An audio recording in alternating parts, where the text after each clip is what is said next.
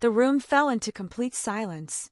Jane stared at the woman standing in Michael's penthouse. Every instinct told her something was wrong. Very wrong. The woman looked eerily similar to her mother. The same dark hair, the same elegant features, even the same smile. Except this smile carried something her mother never had. Danger. The woman slowly stepped forward. "Jane," she said softly, "you've grown into a beautiful young woman." Jane's heart pounded. "Who are you?" The woman glanced briefly at Michael before answering. "My name is Victoria Hayes." Michael clenched his jaw. It was obvious he knew her. And judging from his expression there, history wasn't pleasant. "What are you doing here?" Michael asked coldly. Victoria smiled. "After 18 years, don't you think it's time she learned the truth?" Jane looked between them. Nobody was making sense. First, she discovered Michael had been present the night her parents died. Now a stranger who looked like her mother was claiming to know everything. She felt as if her entire world was collapsing. "Someone tell me what's happening," Jane shouted. The force in her voice surprised even herself. Victoria's smile softened. "You deserve answers." Michael stepped forward immediately. "No." Victoria's eyes narrowed. "You've hidden enough from her." Jane turned toward Michael. Pain filled her eyes. "Please." The single word hit him harder than any accusation. Michael sighed heavily. Then he looked directly at her. "Your parents weren't random victims of an accident." Jane froze. "What?" "They were murdered." The room spun. Jane felt her knees weaken. "Murdered? No. That couldn't be true." For 18 years, she had believed they died in a tragic accident. Now Michael was saying someone intentionally killed them. Victoria nodded slowly. "It's true." Jane backed away. Everything she thought she knew was becoming a lie. "My father and mother were murdered?" Michael nodded. "Yes." Tears filled Jane's eyes. "Who did it?" Michael and Victoria exchanged a look. Neither answered immediately. That silence terrified her more than any words. Finally Victoria spoke. "The people responsible were never caught." Jane felt anger rising inside her. 18 years? Nobody was caught.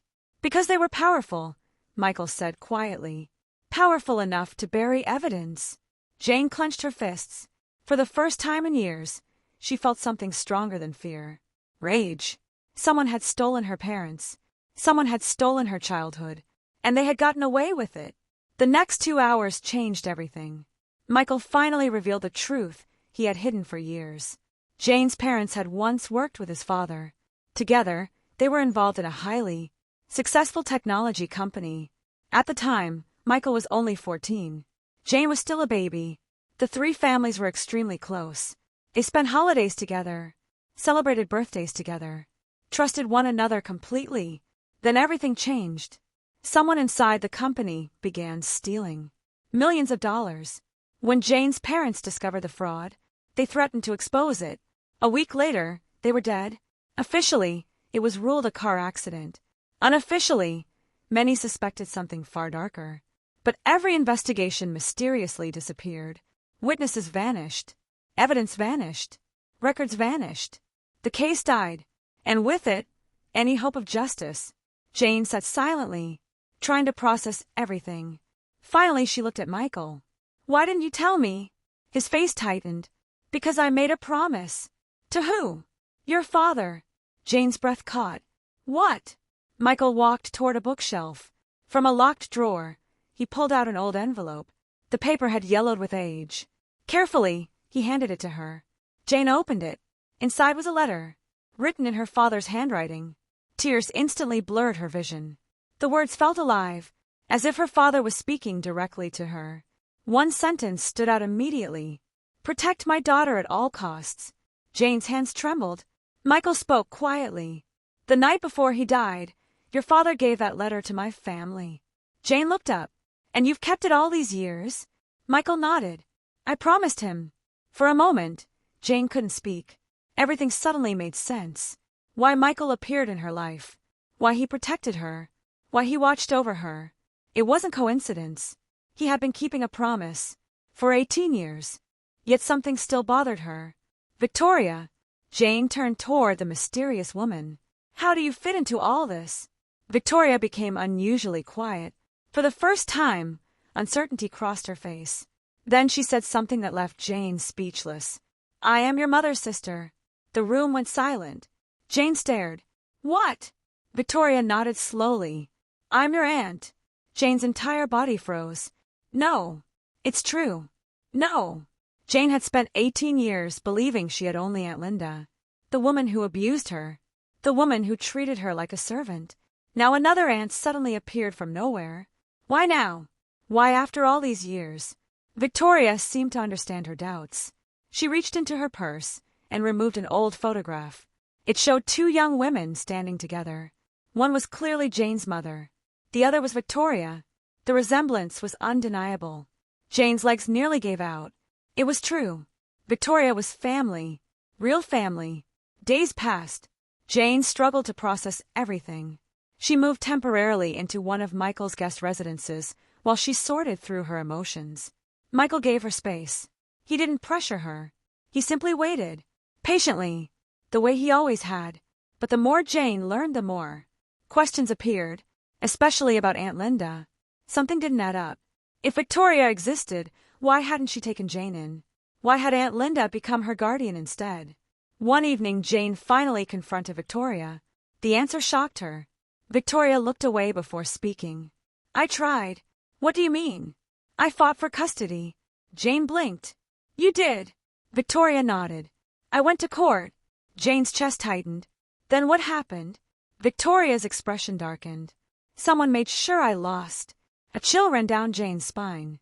Someone. Again. Always someone. Invisible. Powerful. Watching from the shadows. The same force that buried her parents' murder. The same force that destroyed evidence. The same force that controlled everything. Jane was beginning to realize this wasn't just a family tragedy. It was something much bigger. Meanwhile, trouble was brewing elsewhere. Sophia Carter hadn't forgotten Jane. Not even close. In fact, she had become obsessed. The more Jane's life improved, the more Sophia hated her. Especially after rumors spread about Jane and Michael. Sophia had dreamed of marrying someone like Michael. A billionaire. A CEO. A powerful man. And now the quiet girl she once bullied seemed to have won his heart. The jealousy consumed her. One afternoon, Sophia secretly hired a private investigator. What he uncovered changed everything. Within days, Sophia held a file containing information nobody else had. Information about Jane's parents. Information about Victoria. And most importantly, information about Michael. Sophia smiled, because she finally had a weapon. A week later, Jane received a text message. Unknown number. The message contained only one sentence. "If you want the truth about Michael, come alone." Attached was an address. Jane immediately felt uneasy, but curiosity won. That evening, she drove to the location, an abandoned warehouse near the harbor. The place looked deserted, dark, silent, dangerous. Jane almost turned around. Then she remembered her parents. She remembered 18 years of lies. And she walked inside. The warehouse door slammed shut behind her. Jane jumped. Suddenly lights flickered on. A single figure emerged from the shadows. "Sophia." Jane frowned. "You." Sophia laughed. "You seem disappointed. What do you want?" Sophia tossed a folder onto a table. Jane opened it. Her blood ran cold. Inside were photographs. Dozens of them. Photographs of Michael. Meeting with men she didn't recognize. Exchanging envelopes. Entering private buildings. Having secret meetings. The dates were disturbing. Some were taken just weeks before Jane met him. "What is this?" Sophia smiled. "The truth." Jane looked closer. Then she saw something horrifying. One photograph showed Michael standing beside a man whose face had been circled in red ink. Beneath the image was a name. Richard Kane. Jane had never heard it before. Yet Sophia seemed delighted. "Recognize him?" "No." "You should." Sophia leaned closer. Her smile widened. "According to the investigator, Richard Kane is the man who ordered your parents' murder." Jane felt the air leave her lungs. "What?" "And Michael has been secretly meeting him." The folder slipped from her hands. Papers scattered across the floor. Her mind refused to believe it. No, impossible. Michael wouldn't do that. Would he? Sophia crossed her arms. Looks like your perfect hero isn't so perfect after all. Jane left the warehouse shaken, confused, heartbroken. She drove for nearly an hour before stopping. Rain poured heavily around her car. Her hands trembled on the steering wheel. The evidence looked real. The photographs looked real. But something felt wrong. Michael had spent months protecting her, helping her, supporting her. Could it all have been an act? Could he have been lying from the beginning? Her phone suddenly rang. Michael! Jane stared at the screen. For several seconds she couldn't answer. Finally she picked up. Jane! His voice sounded worried. Where are you? She couldn't speak. Jane! Silence. Then she whispered. Who is Richard Kane? The line went dead. No answer. Nothing. Just silence. The kind of silence that tells you everything. And nothing. At the same time. Hours later, Michael arrived at her location. Jane was still sitting inside her car. He approached cautiously. Rain soaked his suit. Yet he didn't seem to care. Jane stepped out. Their eyes met. Neither spoke. Finally, Michael broke the silence. Who told you that name? Jane held up the photographs. His face changed instantly. The color drained from his skin. That reaction terrified her. Tell me the truth.